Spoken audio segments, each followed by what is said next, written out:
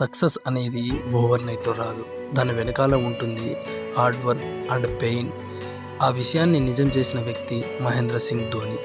ఒక చిన్న పట్టణంలో పుట్టిన ధోనికి చిన్నప్పటి నుంచి క్రికెట్ అంటే ప్రాణం. కానీ అతని జర్నీ ఈజీ కాదు. జీవితంలో డబ్బు కోసం రైల్వే టికెట్ కలెక్టర్‌గా పనిచేశాడు. పగలు జాబ్, రాత్రి ప్రాక్టీస్.